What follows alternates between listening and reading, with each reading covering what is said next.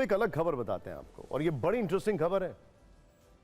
आप खुश हो सकते हैं इस खबर को देखकर। भारत की रक्षा शक्ति से जुड़ा शुभ समाचार है। डीआरडीओ ने एवैक यानी स्वदेशी airborne early warning and control system नेत्र को फाइनल ऑपरेशनल क्लियरेंस दे दिए।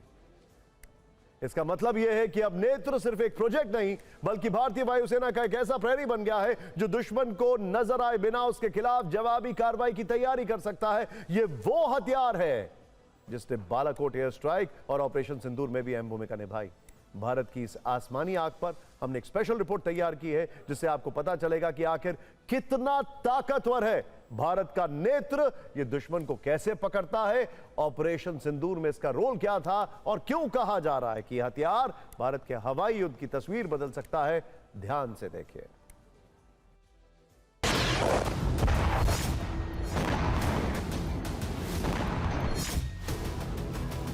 युद्ध सिर्फ बंदूकों और टैंकों से नहीं जीते जाते, बल्कि आधुनिक युद्ध में जीत उसी की होती है जिसे दुश्मन की जानकारी पहले मिल जाए और जो दुश्मन की योजना को उसके अंजाम तक पहुंचने से पहले समझ ले। भारत ने अब वो ताकत हासिल कर ली है। इस ताकत का नाम है नेत्र। भारत की आसमानी आंख डीआरडीओ के स्वदेशी अवॉक सिस्टम नेत्र को फाइनल ऑपरेशन क्लियरेंस मिल गई है, जिसका मतलब है कि अब ये भारतीय वायुसेना के अभियानों का आधिकारिक हिस्सा बन चुका है। नेत्र दरअसल एक airborne early warning and control system है। ये एक विशेष रडार और अर्ली वार्निंग सिस्टम से लैस विमान होता है जो हवा में उड़ते हुए लगातार निगरानी कर सकता है। ये 300 किलोमीटर की रेंज तक पूरी स्कैनिंग कर सकता है। हवा में उड़ते हुए ये 240 डिग्री तक कवरेज कर सकता है। एक साथ कई टारगेट की ट्रैकिंग कर सकता है। एक बार उड़ान भरने के बाद ये लगातार 5 घंटे तक हवा में रह सकता है और 37,000 फीट की ऊंचाई तक उड़ान भरने की ताकत रखता है। आसान भाषा में समझें तो ये उड़ता हुआ कमांड सेंटर है। ये खुद नहीं लड़ता, लेकिन युद्ध लड़ने वालों की आंख, कान और दिमाग बना रहता है।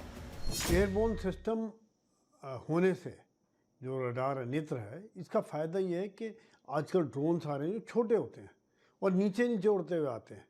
वो फिर हमारा रडार जो नीचे वो उसको नहीं पकड़ पाता। जब ये रडार हवा में जहाज़ के ऊपर हो जाएगा तो दूर से ही हम लोग पकड़ पाएंगे और उसका काउंटर मेजर ले लेंगे। इसी प्रकार क्रूज मिसाइल भी जब वो ज़मीन से लगते हुए चलती है उसको भी ये पकड़ लेगा, और साथ साथ में जहाज़, उनके लो फ्लाइंग जहाज़ होते हैं उनको पकड़ लेगा। इस विमान के ऊपर लगे AESA रडार की मदद से चारों ओर हवाई गतिविधियों की निगरानी की जा सकती है। ये विमान एक साथ कई लक्ष्यों को ट्रैक कर सकता है। इसका मुख्य कार्य है दुश्मन के लड़ाकू विमानों की पहचान करना, कम ऊंचाई पर उड़ने वाले लक्ष्यों का पता करना, ड्रोन और क्रूज मिसाइलों की निगरानी करना, भारतीय लड़ाकू विमानों को लक्ष्य संबंधी जानकारी देना और एयर डिफेंस नेटवर्क को रियल टाइम डेटा उपलब्ध कराना।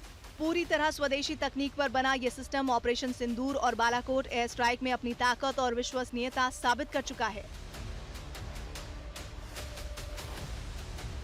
हाल के वर्षों में जिस तरह युद्ध के तरीके बदले हैं, उनमें एयरबोर्न अर्ली वार्निंग सिस्टम की भूमिका और भी ज्यादा महत्वपूर्ण हो गई है। ऐसे में नेत्र भारतीय वायुसेना को अधिक मजबूती प्रदान करेगा। ये जो AWC और वैक्स एयरक्राफ्ट है, इनको आइज इन द स्काई कहा जाता है, और इसमें जैसे ईसा रडार है जो कि active electronically scanned array radar जिसको बोलते हैं, और इसकी जो कैपेबिलिटी है वो 360 डिग्रीज चारों तरफ देख सकते हैं, और सिंस ये एयरबोर्न होते हैं इनकी जो रेंज है वो काफ़ी ज़्यादा होती है ग्राउंड बेस्ड रडार से। तो उससे क्या होता है कि जो सिचुएशनल अवेयरनेस है वो काफ़ी इम्प्रूव हो जाती है। अब तक भारतीय वायुसेना मुख्य रूप से इजरायली फाल्कन अवॉक सिस्टम पर निर्भर रही है। नेत्र के ऑपरेशनल होने से भारत की विदेशी सिस्टम पर निर्भरता कम होगी और स्वदेशी रक्षा उद्योग को भी बढ़ावा मिलेगा। सूत्रों के मुताबिक डीआरडीओ अब अवॉक्स MK2 परियोजना पर भी काम कर रहा है। ये नया सिस्टम एयर इंडिया के एयरबेस A321 विमानों पर आधारित होगा। ये 360 डिग्री रडार कवरेज सुविधा से लैस होगा और ज्यादा दूरी तक टारगेट की पहचान कर पाएगा। फिलहाल नेत्र को फाइनल ऑपरेशनल क्लियरेंस मिलना केवल एक तकनीकी उपलब्धि नहीं है, बल्कि रक्षा क्षेत्र में भारत की आत्मनिर्भरता की बड़ी सफलता है। तो यानी आपके पास एक तरफ फैल्कन है, दूसरी तरफ नेत्र है, और तीसरी तरफ बहुत जल्द नेत्र MK2 भी आने वाला है। पाकिस्तान और चीन हमारे नेत्रों से परेशान होने वाले हैं। खैर